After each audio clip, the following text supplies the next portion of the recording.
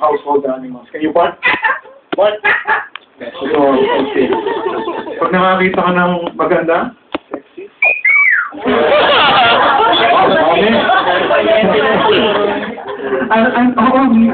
Pati yung mga domestics, no? How about the chicken? Chicken. Okay. Yan ang chicken. Pati mo sila ng kain. Okay. Eh, yung pusa, how about the cat? Meow. Meow. Meow. Meow. Oh, he's laughing. Okay. Okay. Why I said yung free flight, no? Kasi they can learn how to fly din eh. And then if you teach them, enjoyable na at natututo pa. Yeah. Nare-recall. Okay. Bo has a lot of this. And you can say that on Malagos, right? Okay. Thank you very much, Lisa. And, give you too. This species of parrots are very prone to boredom and because in the wild they love to forage. So to avoid that, you have to give them different toys. Now there are locally made parrot toys which used to be very expensive because they're made abroad. Parang bata din itong mga citizens na ito eh. If you give them one toy for the rest of their life, hindi na nila ito kapansinin. So you have to rotate different toys, and you see the toys are very colorful because they respond to colors. So yeah. So from mommy, I'm going to show you the proper handling of snakes. You know, most of us, kahit na veterinaryo, doon nga sa clinic namin, pag may dumadating na mga snakes, parang ano eh, parang Red Sea. Nakabihan yung mga ibang lady vets ko. But sometimes to overcome their fear, I ask them to assist me. And the most common snake that comes to our practice are ball pythons. Kasi yung ball pythons or tinatawag nilang royal python. Ito yung mga sikat na snakes ngayon, ano? If you're not confident in handling the snakes, I advise you to use a snake hook. Ito, gawa-gawa lang ito, no? Pwede mong i-extend ito. Parang nag-telescope siya, no? So, you get them, maybe you can try. If anyone's interested later on, please try. Well, you can hook them, make sure that, you know, hindi mo sila masaktan. Tapos, ito mga ball pythons na ito, kaya sila tinawag na ball pythons kasi when they're shy, they turn into a ball. And they're usually very shy animals, and then you can examine them like this, you know. Kung hindi ka masyadong comfortable hawakan sila. And some, don't trust them because they can strike you, especially if we handle too much of our patients na mga rodents, and sometimes the smell of cats and dogs can also attract them. Usok siya. Hindi. Mataba lang siya. So, yeah, no, you can do this. Or, I have another instrument. It's called the snake tongue. Usually, these are used for aggressive snakes, you know. So, ang pag-grab, this one is very safe, you know. They'll never overclasp your snake because merong clearance yan. So, you just, like, grab them in the body. And then, itong mga ball pythons na ito, may parang angle sila sa ito. And then, just lift them slowly. Then you can examine them on a table. Ano? And then, I have another one so that you can examine them close and put them close to your eyes. I have the clear tube. Ano?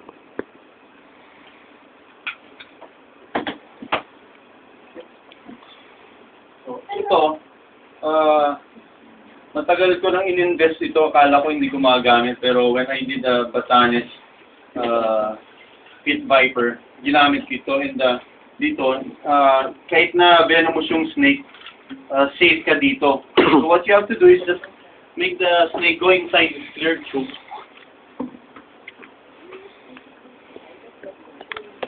So masyadong malaki ito, no? Makakaikot pa siya dyan. So you just have to choose the right diameter for this ball python.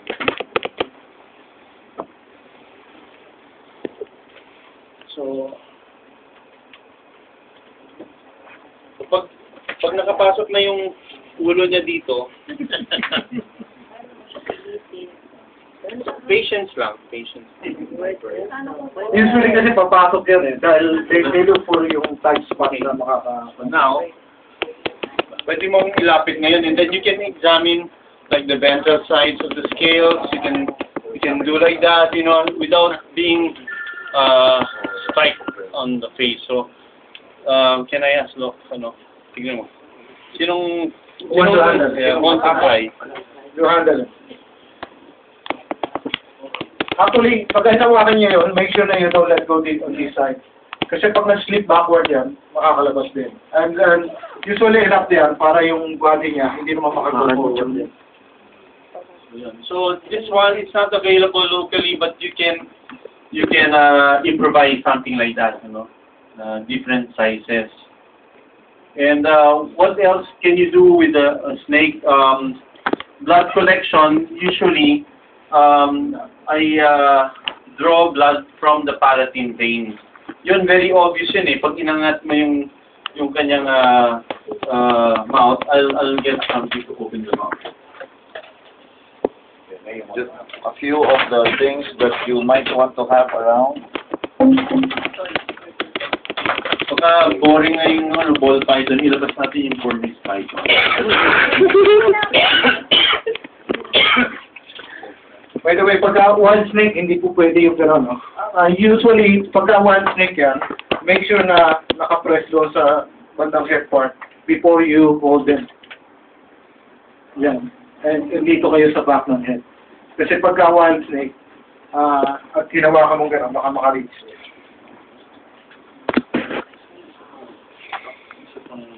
We have another one. Wow. Kasi sa lizards, because you have the central coccygeal vein, unlike itong mga snakes, parang mas mahirap mag-collect ng blood dito dun sa coccygeal vein. Gamitin natin yung Burmese.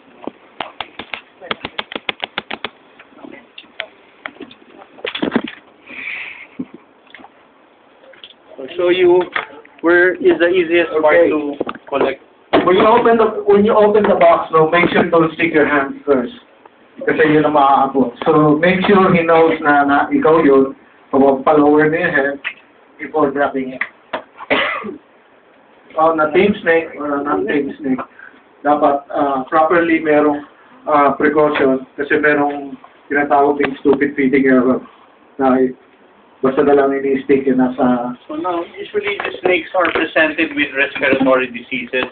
Itong mga snakes kasi nito, usually they're found in our neighboring Asian countries where the humidity is different from the Philippines. And usually, pag dinala sila sa mga places like Antipolo, kalimitan nagkakaroon sila ng mga respiratory diseases. And you can listen to their hiss na merong parang growls. You can hear the mucus, and sometimes may obvious lalabas na mucus sa discharge sa ilong nila, no? So, pwede mong stethoscope yan. Snakes have only one developed lung. So, pag nag-necropsy ka ng ahas, baka hanapin mo dalawang lungs, isa lang yung ano niya, yung lungs. And then, here, I'll show you the... Can you see the palatine vein? Kita nyo? Halatang halata. No? So you just use a 1 ml syringe and then slowly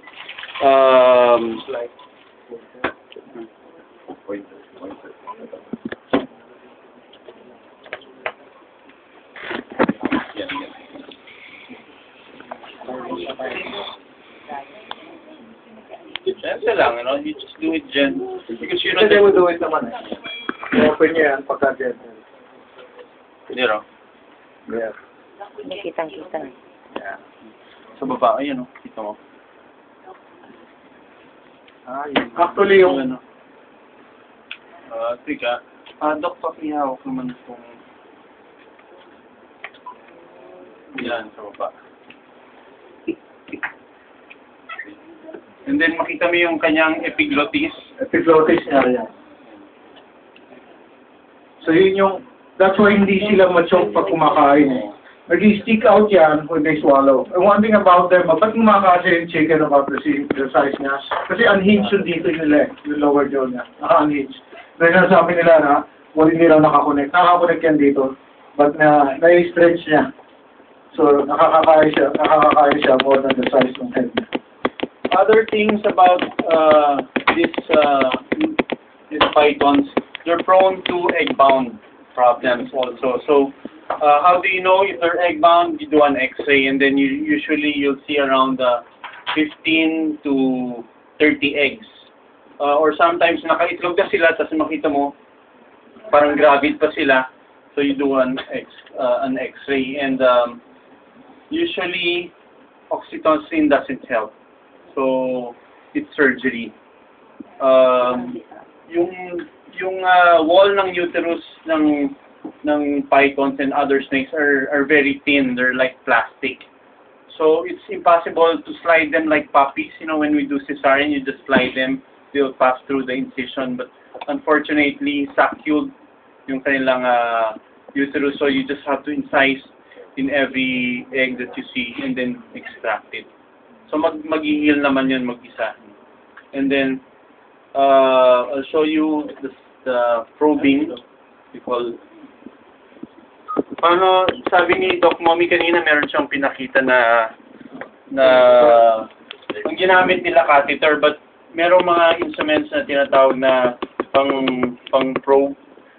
There are different sizes. The larger the snake is, the larger probes that you use. And meron silang ball so that you don't accidentally injure their hemipenis. Hemipenis ang tawag dyan, ano? Both left and right side.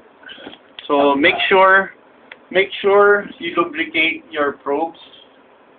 You can make a mistake for a female snake, but you can never make a mistake with a male, because yung male, pag pumasok yun with ease, yan sigurado ano yun na male, ano.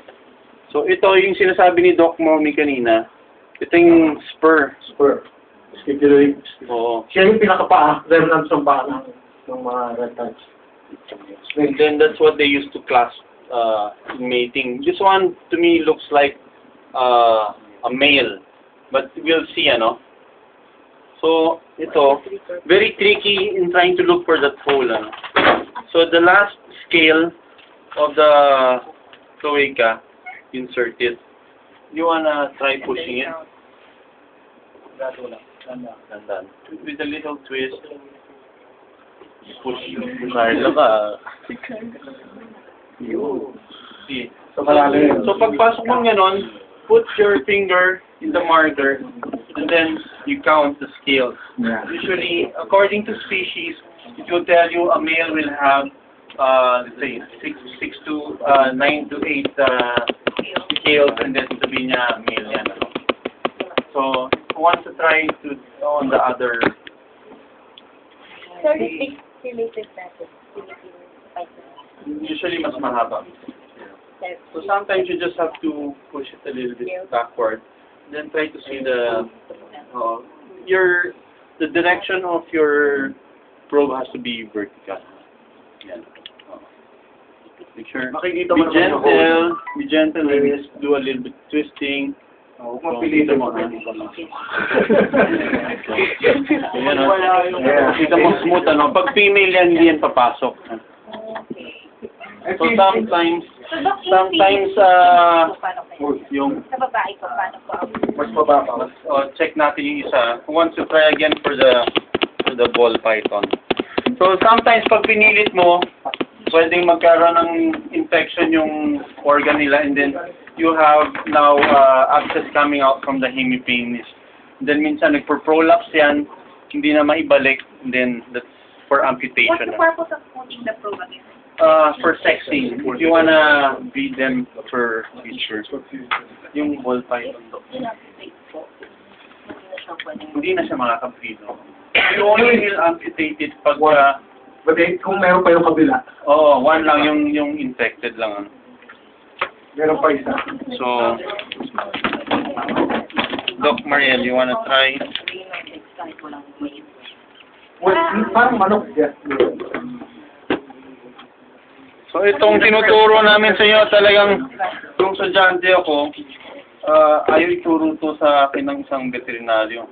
So, kasi sikreto ito. Actually, mga reptile hobbyists, they know how to use it. But since marami na rin yung mga exotic lover, so nagiging common na rin siya. So, ang charge dito, may charge din dito, no? When you do surgical sexing for pythons, it's per head. Okay, di na pumasok. Yan. How much now? Para pa rin tayo sa mga Tatlo. Okay, so ito, according to Doc Mariel's probing, is a female, but check on the other side. Confirm mo. So, paano kung malalim yung kabila? Mababaw yung kabila. Mas mag-rely ko din sa mahaba, sa malalim. Oo, talaga. But di. Actually, so the one ago that her female that play without the male. So make sure ka na. Female, ano? So double check lang. Female. Double check. Double check. It's a misperson. Female. So, swerte kayo. Medyo maliit yung Female. spurs na. Meron ding spur. So, So it's nice to know that yung kung paano i-sex yung mga pythons and reptiles. Kasi sometimes meron mga hobbyists that merong alagang ganito that they wanted to know whether it's male or female. Also, it's good for if you're into captive breeding, that medyo kailangan yung species na yun. So kung marunong ka tumingin, mas easier ka mag-breed. So mga barani, ganda na yan. probing. Pero, is there any other instrument that you can use, an alternative to the probe? Well, some of the reptiles, basically makikita mo. Like if you have a full-grown iguana, meron silang femoral pores. Yung sa hind limbs niya. Masyadong prominent yung mga pores dito. Makikita mo yan. Plus, mas malaki yung julap niya and yung crest. Yeah, sexually dimorphic sila. You can see that visibly in some of the animals.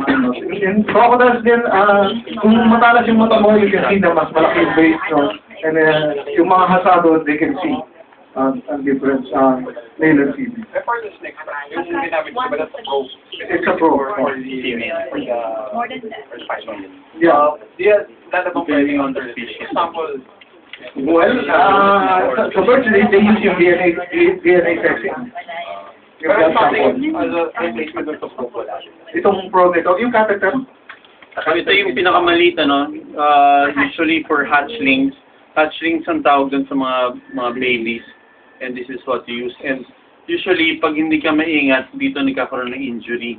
Pag tusok mo ang ganon, na nasisira yung hemipenis nila. And then, makikita mo, nagsa-start na mamaga yung sa caudal part ng tail nila. So, what do you have to do? Flash it with saline, tapos pwede ka mag-insert ng ointment. Alam mo yung mga ointment natin, may applicator. Insert there. And then, drain the abscess. And then, to complete the grooming in birds, if you have the simple instrument like the nail cutter, we can use a micromotor, or sometimes we call it a Dremel. The advantage of using a Dremel is because of the fast rotation of the stone, we call it the stone, nagkakaroon ng pottery effect. So, and then mas impressive sa client na you're doing that. So you can charge more. This is one talaga. And then, for exotic, I charge more. Kasi yung handling, and then your knowledge on that, it's an additional effort for you to study exotic. Mas mahal siya. Ito yung mga kamay namin panay kagat. Oh yeah, normal yun sa mga nagwawala. What about big over? Paano po? Ayan, mapakita niya. May kumuha na ba ng ano? The question, after nung collection sa paraffin vein, do you need to press it after Yes. removing the needle? Oh. Put a cotton with with either tranexamic acid. Pag ayaw mag-stop mag-bleed, i-press mo lang and then later kita mo yung snake. Siya na mismo i-check ng cotton. Mamaya, there's yung kanina may mga pictures doon, yung mga signs. You want to go run over it? Dok, nakapanood na ako dun IV na Zolidil Sa, sa Facebook. Hindi ako buo. Ano yung Vietnam, sa Singapore? Oh, parang sa bilis yung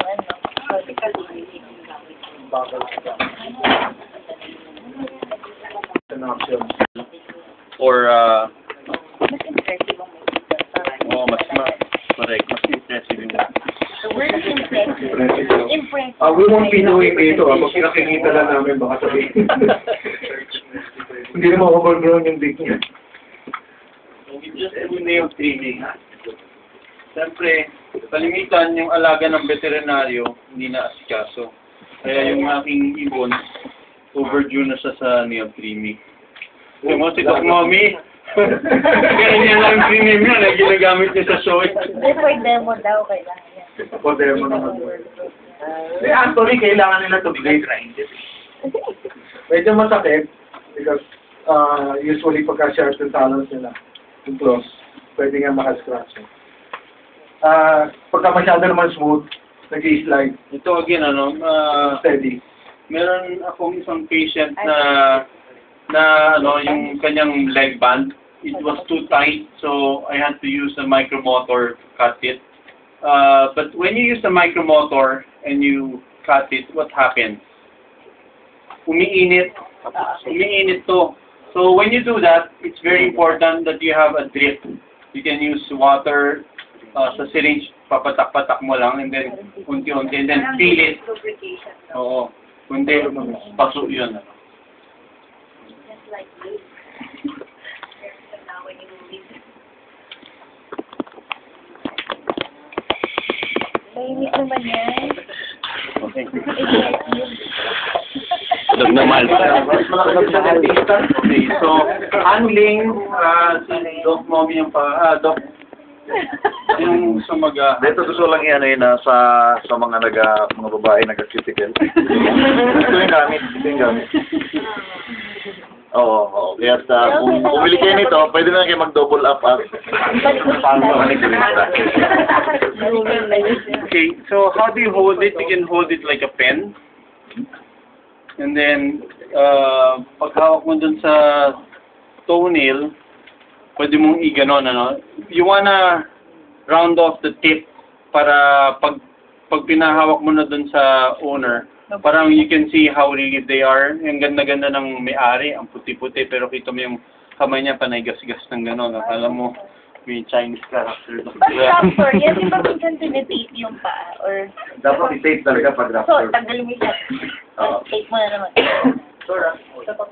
Pero sa raptors, hindi na rin masyado importante i-trim.